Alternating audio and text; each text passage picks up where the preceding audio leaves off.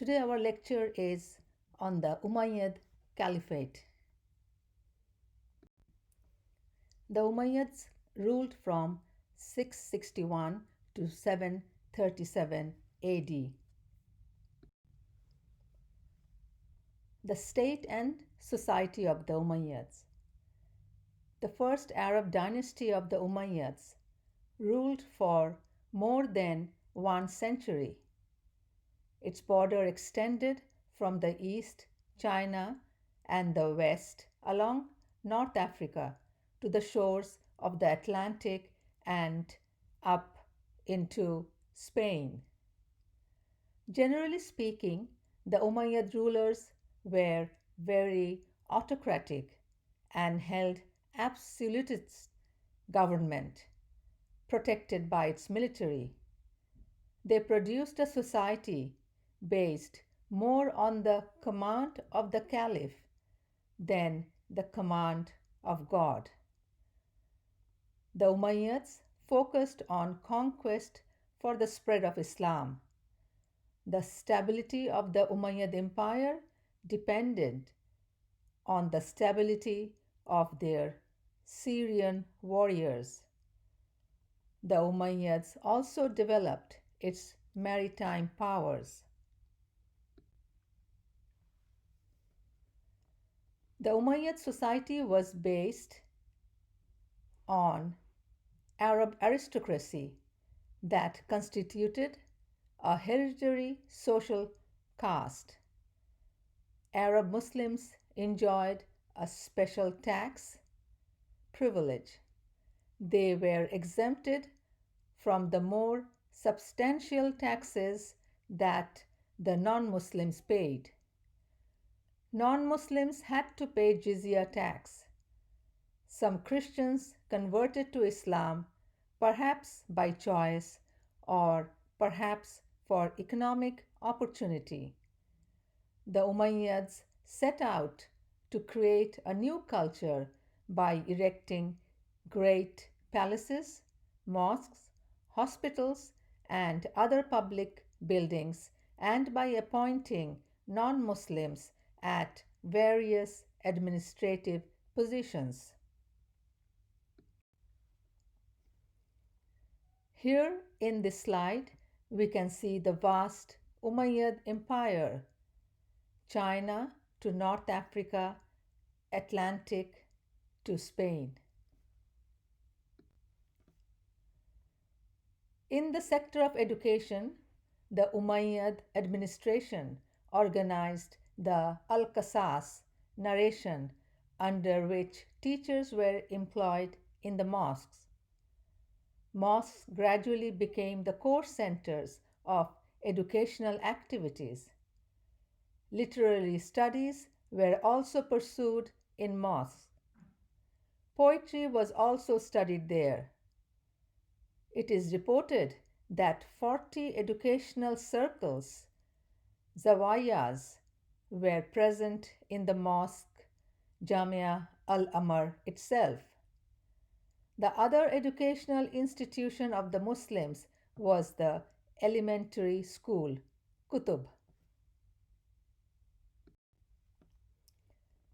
Kutubs were situated mostly in teachers' houses and also in the mosques.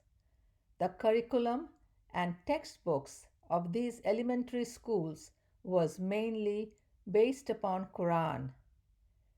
Education was also carried out in the royal palaces as well as the palaces of the leading figures of the society.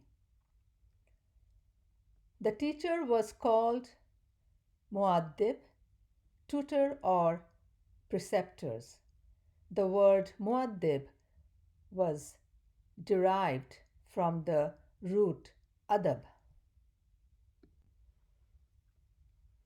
In the field of art and architecture, the Umayyads had left a significant contribution. This picture shows the Dome of the Rock in Jerusalem, which is sacred to the Muslims Jews, and Christians. In this picture, we see the Umayyad Mosque or the Great Mosque that was built at Damascus, Syria.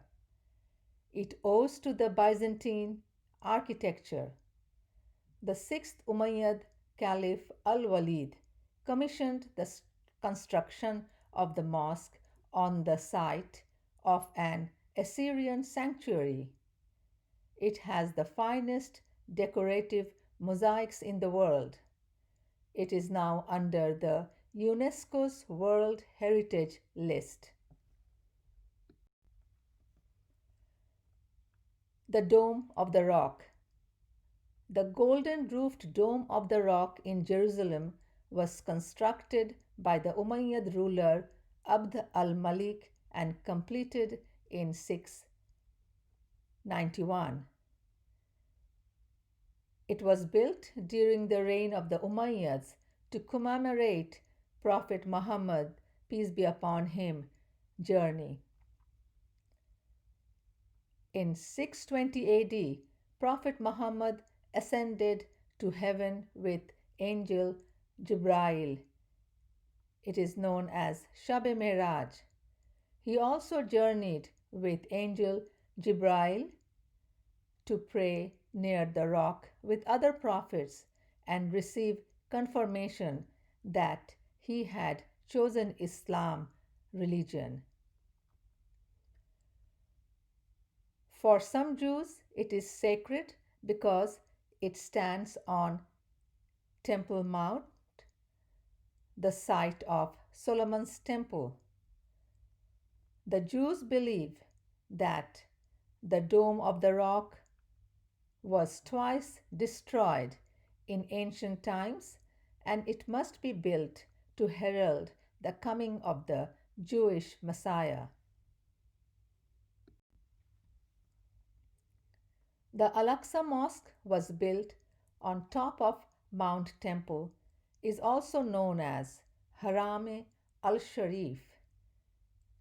The Al-Aqsa Mosque was originally erected by Caliph Umar radiallahu anhu. Later it was rebuilt and expanded by the Umayyads. The Al-Aqsa Mosque was destroyed several times by earthquakes, so it was rebuilt by the Abbasids and the Fatimids caliphs. The Al-Aqsa Mosque is generally considered the third most holy city after Mecca and Medina. So the Umayyads were the first Muslim empire and they expanded their territory as we have seen in the map. They were more focused on territorial expansion. Nevertheless, they had also left significant contribution in the field of education, art, and architecture. Thank you.